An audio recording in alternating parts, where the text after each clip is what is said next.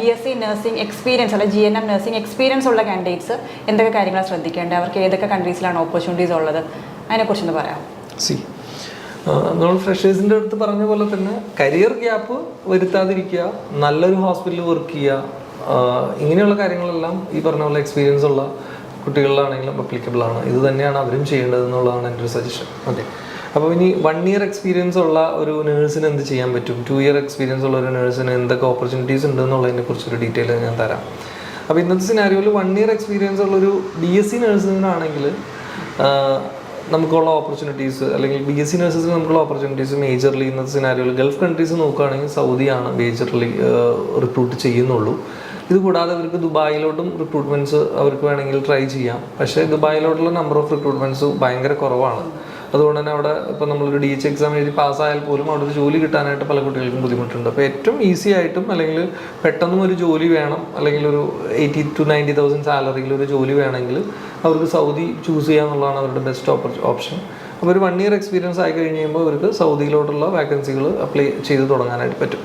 പിന്നെ 1 yearൽ ഇതുപോലെ തന്നെ അവർക്ക് അപ്ലൈ ചെയ്യാൻ പറ്റുന്ന കൺട്രീസാണ് ശരിക്കും പറഞ്ഞാൽ UKയും അയർലൻഡും ന്യൂസിലാൻഡും ഒക്കെ തന്നെ. ഓക്കെ, പക്ഷേ UKയിൽ ഇന്നത്തെ സിനാരിയോയിൽ ഒത്തിരി വാക്കൻസീസ് കുറവാണ്, റിക്രൂട്ട്മെൻറ്റ്സ് ഹാപ്പൻ ആവണില്ല. അതുകൊണ്ട് തന്നെ OET എഴുതി വെച്ച പല കുട്ടികളുടെയും OET സ്കോർസ് ആക്ച്വലി ശരിക്കും പറഞ്ഞാൽ എക്സ്പയർഡ് ആയി പോവാണ്. ഇപ്പോൾ ഞങ്ങളെ പല കുട്ടികളും വിളിക്കുന്നുണ്ട്, സൗദിയിലേക്ക് പോകാൻ റെഡിയാണ്, UK സ്കോർ കിട്ടിയിട്ട് ഞങ്ങൾക്ക് ഇതുവരെ ഒന്നും ചെയ്യാൻ പറ്റണില്ല, ഞങ്ങൾക്ക് വാക്കൻസികളൊന്നും ആയിട്ടില്ല. അയർലൻഡിലെ കാര്യം അതിലും മോശമാണ്. അയർലൻഡിൽ മിനിമം 2 വർഷമെങ്കിലും എക്സ്പീരിയൻസ് ഉള്ള കുട്ടികളാണ് ഒരു അയർലൻഡ് സ്കോർ കിട്ടിയിട്ട് അയർലൻഡിന് വേണ്ടി NMB രജിസ്ട്രേഷൻ പോലും ചെയ്യാൻ പാടുള്ളൂ എന്നാണ് ഞാൻ സജസ്റ്റ് ചെയ്യുക. കാര്യം അവിടെ ഒരു എംപ്ലോയേഴ്സും അതിന് താഴെയുള്ള എക്സ്പീരിയൻസ് ഉള്ള കുട്ടികളെ എടുക്കാനായിട്ട് റെഡിയല്ല. ഓക്കെ, ഇതുപോലെ തന്നെ ന്യൂസിലാൻഡ്, പലരും പറയുമ്പോൾ ഞങ്ങൾക്ക് OET കിട്ടി ന്യൂസിലാൻഡ് പോകാം. ന്യൂസിലാൻഡിലും ഇന്നത്തെ അവസ്ഥയിൽ ന്യൂസിലാൻഡ് ചെയ്യാൻ പറ്റുക, നമുക്കൊരു ന്യൂസിലാൻഡ് സ്കോർ ഉണ്ടെങ്കിൽ നമ്മൾ അവിടുത്തെ ഡിസിഷൻ ലെറ്റർ എടുത്ത് അവിടെ ചെന്ന് ഓസ്കി രജിസ്ട്രേഷൻ, ഓസ്കിയുടെ എക്സാം എഴുതി തിരിച്ചു വരാം, അവരുടെ ന്യൂസിലാൻഡ് രജിസ്ട്രേഷൻ എടുത്ത് വെക്കാം, എന്നിട്ട് അവർ തിരിച്ചു വരിക. അതിനുശേഷം അവർക്ക് അവിടെ ഒരു ജോബ് ട്രൈ ചെയ്ത് എന്ന് കിട്ടുന്നു ആ സമയത്ത് ജോബ് ഓപ്പർച്യൂണിറ്റീസ് ന്യൂസിലാൻഡിൽ എന്ന് ഓപ്പൺ ആവുന്നു ആ സമയത്ത് ഒരു ജോബ് നോക്കാനായിട്ട് പറ്റും ന്യൂസിലാൻഡിലെ കേസിൽ. പക്ഷേ ഇമ്മീഡിയറ്റ്ലി ഒരു ജോബ് അവൈലബിലിറ്റി ന്യൂസിലാൻഡിലും ഇല്ല. അപ്പോൾ നഴ്സിംഗ് പഠിച്ചു കഴിഞ്ഞ് അവർക്കൊരു ഇൻകം ഒക്കെ ജനറേറ്റ് ചെയ്യണം ഇന്നത്തെ സമയത്തെങ്കിൽ ഇപ്പോഴത്തെ സിനാരിയോയിൽ സൗദിയാണ് 1 year ഉള്ളൊരു BSc നഴ്സസിനുള്ള ഓപ്പർച്യൂണിറ്റി. ഇതുപോലെ തന്നെയാണ് 2 വർഷം എക്സ്പീരിയൻസ് ഉള്ളൊരു കുട്ടിക്കാണെങ്കിൽ നമുക്ക് ഈ പറഞ്ഞ പോലെ കുറച്ചും കൂടെ ഓപ്പർച്യൂണിറ്റീസ് കൂടും. അത് ഇച്ചിരി കൂടെ ഡിഫറൻസ് ആണ്. അപ്പം അത് സൗദി മിനിസ്ട്രിയുടെ തന്നെ മൾട്ടിപ്പിൾ വാക്കൻസികൾ അവർക്ക് അപ്ലൈ ചെയ്യാൻ പറ്റും. Saudi MOH, Saudi ministry of defence, Saudi യൂണിവേഴ്സിറ്റിയുടെ ഹോസ്പിറ്റൽസ്, അതുപോലെ തന്നെ മൾട്ടിപ്പിൾ പ്രൈവറ്റ് ഹോസ്പിറ്റൽസ്, കുവൈറ്റിൻ്റെ പ്രൈവറ്റ് ഹോസ്പിറ്റലുകൾ, കുവൈറ്റ് അണ്ടർ മിനിസ്ട്രി ഓഫ് ഹോസ്പിറ്റലുകൾ, ബഹ്റിൻ്റെ ഇൻ്റർവ്യൂസ്, ഇങ്ങനെ പല ഈ പറയുന്ന പല കാര്യങ്ങളിലോട്ടും ഈ പറയുന്ന 2 വർഷം എക്സ്പീരിയൻസ് ആകുമ്പോഴേക്കും ഇവർക്ക് ഒരു എക്സ്പോഷർ കിട്ടും ഈ പറഞ്ഞ ഇൻ്റർവ്യൂസിലോട്ട്. എങ്കിൽ തന്നെയും ഇതിൽ മേജർ വാക്കൻസീസ് നടക്കുന്നത് സൗദി തന്നെയാണ്. അപ്പോഴും ഏറ്റവും കൂടുതൽ ഈ പറഞ്ഞ എത്ര കൺട്രീസ് പറഞ്ഞാലും ഒരു 90% കുട്ടികളും അവർക്ക് ഓപ്പർച്യൂണിറ്റീസ് ഏറ്റവും കൂടുതൽ കിട്ടുക സൗദിയിൽ തന്നെയായിരിക്കും. ഒരു 10% കുട്ടികൾക്കായിരിക്കും ഈ പറഞ്ഞ കുവൈറ്റിലോട്ടും ബഹ്റിനിലോട്ടൊക്കെ ഒരു ഓപ്പർച്യൂണിറ്റി കിട്ടാനായിട്ട് ആ സമയത്ത് അവരെ ഹെൽപ്പ് ചെയ്യുക. അപ്പോൾ വാക്കൻസീസ് കൂടുതലുള്ളവർക്ക് മാക്സിമം നേരത്തെ അവരൊരു ജോബിലോട്ട് എത്തുക, ഒരു ഇൻകം ജനറേറ്റ് ചെയ്യാൻ സ്റ്റാർട്ട് ചെയ്യുക. അവിടെ നിന്നുകൊണ്ട് ഈ പറഞ്ഞ പോലെ അവർക്ക് OETയോ ജർമ്മനോ എന്തൊക്കെയാണെന്ന് വെച്ച് കഴിഞ്ഞാൽ പഠിക്കാനുള്ള കാര്യങ്ങൾ ചെയ്യാം. കാര്യം ഇന്നത്തെ എല്ലാവരുടെ ഒരു ഫിനാൻഷ്യൽ കപ്പാസിറ്റി ഭയങ്കരമായിട്ടൊരു ഹൈ അല്ല. ഇവിടെ തന്നെ നിന്ന് OET എക്സാം 35,000 രൂപയുടെ എക്സാമും കൊടുത്ത് എഴുതി ഇവിടെ ഒരു 20,000 to 25,000 ഫീസ് പഠിച്ച് വരുമ്പോൾ ഒരു 60,000 എങ്കിലും അവർക്കൊരു എക്സാമിന് വേണ്ടി ചിലവാകും. അത് ക്ലിയർ ആയിട്ട് നമുക്ക് പോകാൻ പറ്റാത്തൊരവസ്ഥയാണ് ഇന്നത്തെ ഉള്ളത്. ഇന്നത്തെ സിനാരിയോയിൽ സൗദിയും കുവൈറ്റും ഒക്കെ നമുക്ക് കൃത്യമായിട്ട് ഇപ്പോഴത്തെ സിനാരിയോയിൽ ചൂസ് ചെയ്ത് പോകാവുന്ന കൺട്രീസാണ്. 2 വർഷം എക്സ്പീരിയൻസ് ഉള്ളത്. 3 വർഷം ആകുമ്പോൾ പിന്നെയും ഇവരുടെ എക്സ്പോഷർ മാറി ഒരു കൺട്രിയും കൂടെ ആടാവാണ് ഇവർക്ക് 3 വർഷം എക്സ്പീരിയൻസ് ഉള്ളവർക്ക് ഒമാൻ. കാര്യം ഒമാനിൽ മിനിമം രജിസ്റ്റേർഡ് നഴ്സായിട്ട് വർക്ക് ചെയ്യണമെങ്കിൽ മിനിമം 3 വർഷം എക്സ്പീരിയൻസ് വേണം. അപ്പോൾ 3 വർഷം ഒരു BSc നഴ്സിന് സൗദിയിലോട്ട് റിക്രൂട്ട്മെൻറ്റ് നോക്കാം, കുവൈറ്റ് റിക്രൂട്ട്മെൻറ്റ് നോക്കാം, ബഹ്റിനിലോട്ടുള്ള റിക്രൂട്ട്മെൻറ്റ് നോക്കാം, ഒമാനിലോട്ടുള്ള റിക്രൂട്ട്മെൻറ്റ് നോക്കാം. ദുബായിലോട്ടുള്ളത് ഒബ്വിയസ്ലി 1 year മുതലേ ഓപ്പൺ ആണ്. ദുബായിലോട്ടുള്ള റിക്രൂട്ട്മെൻറ്റ്സ് നോക്കാം. പക്ഷേ ഇതെല്ലാ കൺട്രീസും നമ്മൾ പറയുമ്പോഴും ഒരു ഫ്രീക്വൻറ്റ് റിക്രൂട്ട്മെൻറ്റ്സ് അപ്പോഴും നടക്കുക സൗദിയിലും ഒമാനിലുമാണ് പിന്നെയും റിക്രൂട്ട്മെൻറ്റ്സ് ഫ്രീക്വൻ്റ് ആയിട്ട് നടക്കുക. ഒമാനിലും പക്ഷേ മിനിസ്ട്രി ഓഫ് അവരുടെ യൂണിവേഴ്സിറ്റി ഹോസ്പിറ്റലിലും ഡിഫൻസ് ഹോസ്പിറ്റലിലും മാത്രമാണ് 3 വർഷം എക്സ്പീരിയൻസ് ഉള്ള കുട്ടികളെ അക്സെപ്റ്റ് ചെയ്യുന്നത്. ഒമാനിൽ മിനിസ്ട്രി ഓഫ് ഹെൽത്ത് ഇപ്പോഴും 4 വർഷമുള്ള കുട്ടികളെയാണ് മിനിസ്ട്രി ഓഫ് ഹെൽത്തിൽ ആക്സെപ്റ്റ് ചെയ്യുന്നുള്ളൂ. അപ്പോഴും അവരുടെ മേജർ വാക്കൻസീസ് അപ്പോഴും സൗദി തന്നെയായിരിക്കും. ഒരു 3 വർഷമുള്ള ഒരു കുട്ടിക്ക് കൊടുക്കാൻ പറ്റുക. പിന്നെ അടുത്തൊരു പോസിബിലിറ്റി കൂടുതൽ കുവൈറ്റും ആയിരിക്കും.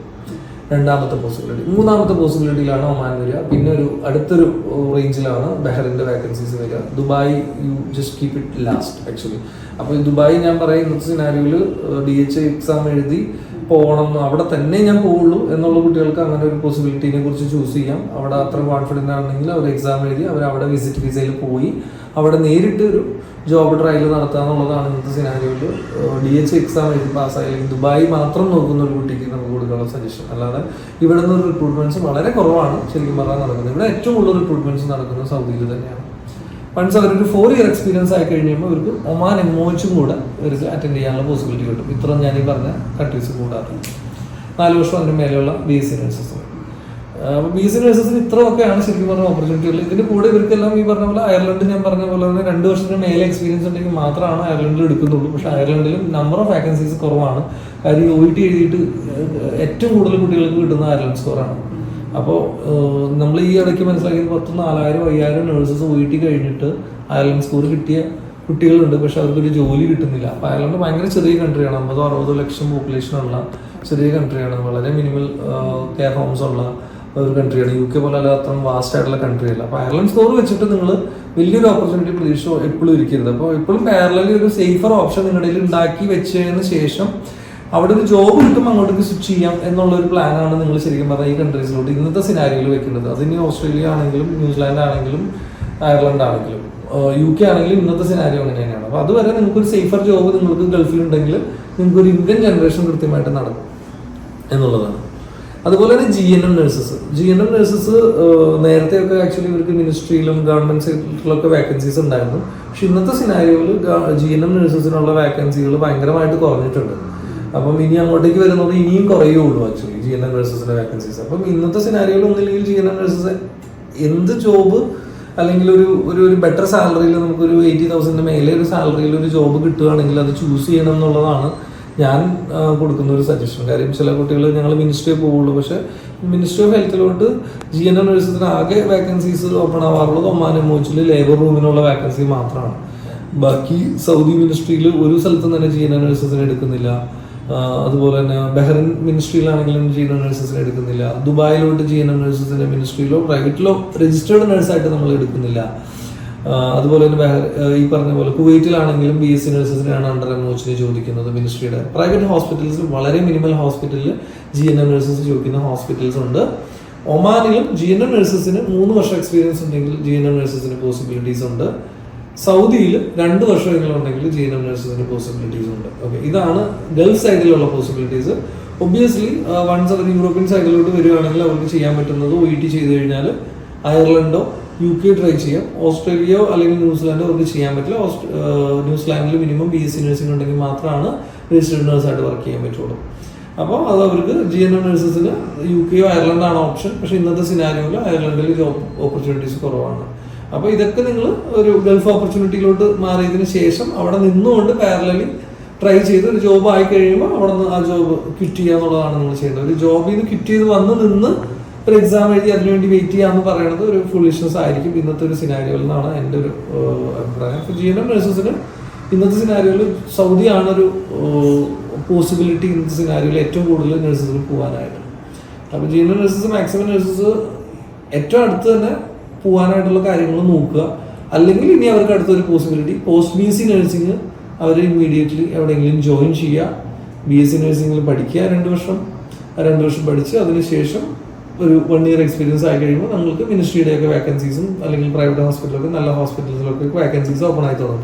അപ്പോൾ ഇപ്പോൾ റീസെൻ്റ്ലി ഒക്കെ പഠിച്ചിറങ്ങിയ കുട്ടികൾക്ക് ഈ പറഞ്ഞ പോലെ ഒരു പോസ്റ്റ് BSc നഴ്സിംഗ് പഠിക്കുന്നത് നന്നായിരിക്കും. പക്ഷേ ഒരു 35 ഒക്കെ കഴിഞ്ഞ നഴ്സസിന് അല്ലെങ്കിൽ പിന്നെയും നിങ്ങൾ പോസ്റ്റ് BSc പോകുന്നതുകൊണ്ട് പിന്നെയും നിങ്ങൾ ചിലപ്പോൾ സ്റ്റക്ക് ആയേക്കാം. കാര്യം ഏജ് ലിമിറ്റ് പല ഹോസ്പിറ്റൽസ് ഇപ്പോൾ ഒരു 38-40 ക്ലോസ് ചെയ്യാണ്. അപ്പോൾ നിങ്ങളിപ്പോൾ ഒരു 38-39 ആയി ഇനി പോസ്റ്റ് BSc നഴ്സിംഗ് പഠിച്ചിട്ട് പിന്നെ ഒരു ജോബ് ഓപ്പർച്യൂണിറ്റി നോക്കുമ്പോൾ ചിലപ്പോൾ കിട്ടണമെന്നില്ല. അപ്പോൾ അതൊരു റോങ് അഡ്വൈസ് ആയി എൻ്റെ സൈഡിൽ നിന്ന് പോകരുതെന്നുള്ളതുകൊണ്ടാണ് നമ്മളത് പറയുന്നത്. അപ്പോൾ ഒരു 35-ന് താഴെയുള്ള കുട്ടികളൊക്കെ ആണെങ്കിൽ നിങ്ങളൊരു BSc നഴ്സിംഗ് ഇപ്പോൾ ചെയ്യുകയാണ്. ഒരു 33-ക്ക് താഴെയുള്ള കുട്ടികളൊക്കെ ആണെങ്കിൽ GNM ആണെങ്കിൽ നിങ്ങളൊരു BSc നഴ്സിംഗ് ഇന്നത്തെ സിനാരിയോയിൽ നിങ്ങൾ ചെയ്യുകയാണെങ്കിൽ നിങ്ങൾക്കത് ഫ്യൂച്ചറിൽ നിങ്ങൾക്ക് ബെനിഫിഷ്യൽ ആയിട്ട് വരും. ഒരു ഇമ്മീഡിയറ്റ് ജോബിലോട്ട് എത്താൻ പറ്റും ഗൾഫ് കൺട്രീസിൽ അല്ലെങ്കിൽ സൗദിയിലെങ്കിലും എന്നുള്ളതാണ് എൻ്റെ ഒരു സജഷൻ. അപ്പോൾ GNM ആ ഒരു ഏജിലുള്ളവർ ഒന്നിലും പോസ്റ്റ് BSc ചെയ്യുക. അല്ലെങ്കിൽ ഇന്നത്തെ സിനാരിയോയിൽ അവൈലബിൾ ആയിട്ടുള്ള ഏറ്റവും ബെസ്റ്റ് ഓപ്പർച്യൂണിറ്റി ചൂസ് ചെയ്ത് പോവാം. സൗദി പ്രൈവറ്റ് ഹോസ്പിറ്റൽസിലൊക്കെ നമുക്ക് ഒത്തിരി വേക്കൻസീസ് ഉണ്ട്. അതിൽ നമുക്ക് ഈസി ആയിട്ട് ഒരു ജോബ് കണ്ടെത്താൻ പറ്റുന്നതേ ഉള്ളൂ ശരിക്കും പറഞ്ഞാൽ GNM നഴ്സസിന്. അപ്പോൾ ഇതാണ് ഒരു BSc നഴ്സസിനും GNM നഴ്സസിനും അവരുടെ പല പല എക്സ്പീരിയൻസിനനുസരിച്ച് അവർക്ക് കിട്ടാവുന്ന എക്സ്പോഷർ ആക്ച്വലി ഒരു ജോബ് ഓപ്പർച്യൂണിറ്റി എന്നുള്ള രീതിയിൽ. സർ, അപ്പോൾ ഈ വിദേശത്തേക്ക് നഴ്സിംഗ് ജോലി നോക്കുന്നവരുണ്ടാവും, അവരെന്തുകൊണ്ട് അഫിനിക്സ് ചൂസ് ചെയ്യണം? നമ്മളിപ്പോൾ 14 വർഷമായി ആക്ച്വലി അഫിനിക്സ് ഇന്റർനാഷണൽ നഴ്സസ് റിക്രൂട്ട്മെന്റ് മേഖലയിൽ. അപ്പോൾ ഏകദേശം 10,000-ഓളം നഴ്സസിനെ നമ്മൾ ഇതുവരെ ഗൾഫിൽ റിക്രൂട്ട് ചെയ്തിട്ടുണ്ട്. അപ്പോൾ ആ ഒരു എക്സ്പീരിയൻസ് തന്നെയാണ് എന്തുകൊണ്ട് നഴ്സസ് നമ്മളുടെ അടുത്ത് അപ്ലൈ ചെയ്യണമെന്ന് പറയുന്ന അതിൽ നമുക്ക് പറയാനുള്ള ആദ്യത്തെ ഒരു കാര്യം. 2, നമ്മൾ നഴ്സസ് നമ്മളുടെ അടുത്ത് വരുന്ന എല്ലാ നഴ്സസിനും നമ്മൾ ഒരു ഇൻ്റർവ്യൂവിന് മുന്നായിട്ട് അവർക്ക് ഒരു ഇൻ്റർവ്യൂ പ്രിപ്പറേഷൻ നമ്മുടെ ടീമിൽ നമ്മൾ കൊടുക്കുന്നുണ്ട്. 2, പല കുട്ടികൾക്കും അവരുടെ ഒരു റെസ്യൂം പ്രോപ്പറായിട്ട് ബിൽഡ് ചെയ്യാത്ത കുട്ടികളുണ്ട്. അപ്പോൾ അവർക്കൊരു റെസ്യൂം ബിൽഡ് ചെയ്യാനായിട്ട് പ്രോപ്പറായിട്ട് നമ്മളുടെ ടീമിന് അവരെ ഹെൽപ്പ് ചെയ്യാനായിട്ട് പറ്റും. പിന്നെ അവരുടെ പ്രൊഫൈൽ അനുസരിച്ച്, അവരുടെ എക്സ്പീരിയൻസ് അനുസരിച്ച്, അവരുടെ ക്വാളിഫിക്കേഷൻ അനുസരിച്ച് അവർക്ക് ഏറ്റവും ബെസ്റ്റ് ആയിട്ടുള്ള പോസിബിലിറ്റീസ് എന്താണെന്ന് കൃത്യമായിട്ട് കൗൺസിൽ ചെയ്യാനുള്ള കപ്പാസിറ്റി നമ്മളുടെ റിക്രൂട്ടേഴ്സിനുണ്ട്. അവർക്ക് അതിനെക്കുറിച്ചുള്ള കൃത്യമായിട്ടുള്ള നോളജുള്ള റിക്രൂട്ടേഴ്സാണുള്ളത്. അവരപ്പോൾ നിങ്ങളുടെ കരിയർ അനുസരിച്ച്, നിങ്ങളുടെ എക്സ്പീരിയൻസ് അനുസരിച്ച് okay what will be best for you at this scenario എന്ന് പറഞ്ഞു തരാനായിട്ട് അവർക്ക് പറ്റും എന്നുള്ളതാണ് നമുക്ക് തരാൻ പറ്റുന്ന ഒരു ബെസ്റ്റ് സർവീസ് എന്ന് പറഞ്ഞിട്ടുള്ളത്. പിന്നെ നമ്മൾ ഏത് ഏജൻസിയിലും അപ്ലൈ ചെയ്യുമ്പോൾ നമ്മൾ മെയിനായിട്ടുള്ളൊരു കാര്യം Afinix international ministry of external അഫയേഴ്സിൻ്റെ ഗവൺമെൻറ് ഓഫ് ഇന്ത്യയുടെ റിക്രൂട്ട്മെൻറ്റ് ലൈസൻസ് ഉള്ള റിക്രൂട്ട്മെൻറ്റ് ഏജൻസി കൂടെയാണ്. ഓക്കെ, അപ്പോൾ എല്ലാവരും ഒരു നഴ്സിംഗ് റിക്രൂട്ട്മെൻറ്റ് നോക്കുമ്പോൾ അങ്ങനെ ഒരു നഴ്സസ് റിക്രൂട്ട്മെൻറ്റ് ലൈസൻസ് ഉള്ള അല്ലെങ്കിൽ റിക്രൂട്ട്മെൻറ്റ് ലൈസൻസ് ഉള്ള ഒരു ഏജൻസിയിൽ അപ്ലൈ ചെയ്യാനും കൂടെ ശ്രദ്ധിക്കുന്നത് നന്നായിരിക്കും എന്നുള്ളതാണ് എൻ്റെ ഒരു സജഷൻ. തുടർന്നും ഇതുപോലെ വിദേശ ജോലി സ്വപ്നം കാണുന്ന നഴ്സസിന് പ്രോപ്പർ ഗൈഡൻസ് ആൻഡ് സർവീസ് കൊടുക്കാൻ സാറിനും അഫിനിക്സ് ടീമിനും സാധിക്കട്ടെ എന്ന് ആശംസിക്കുന്നു.